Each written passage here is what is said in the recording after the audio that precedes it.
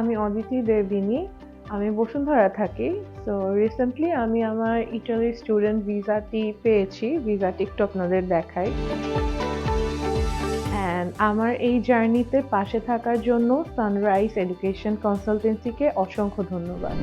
আমি ২০১৯ সালে একটি প্রাইভেট ইউনিভার্সিটি থেকে আমার ব্যাচেলার্স শেষ করি। এরপর আমি কর্পোরেটে অ্যাজ আ ভিজুয়ালাইজার কাজ করা শুরু করি। তো এর মধ্যে আমার ইনটেনশন ছিল বাইরে মাস্টার্স করতে যাওয়ার। I was looking for the convenient options. তো আমার বন্ধু মেলিসা জেসি সরকার যে সানরাইজ থেকে সহযোগিতা নিয়ে গত বছর ইটালিতে মাস্টার্স করতে গিয়েছে, ওর থ্রুতে আমি বেসিক্যালি সানরাইজ সম্পর্কে জানতে পারি।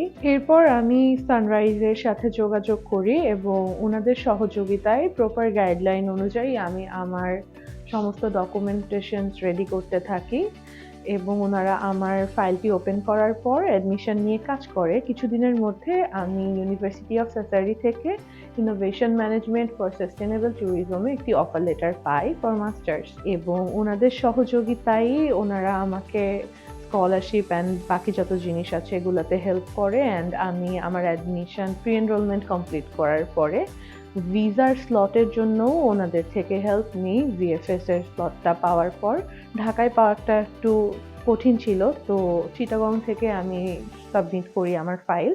10 ওয়ার্কিং ডেজের মধ্যে আমি আমার ভিসাটি রিসিভ করেছি। আমার এই পুরো জার্নিতে পাশে থাকার জন্য সানরাইজ এডুকেশন কনসালটেন্সিকে অসংখ্য ধন্যবাদ।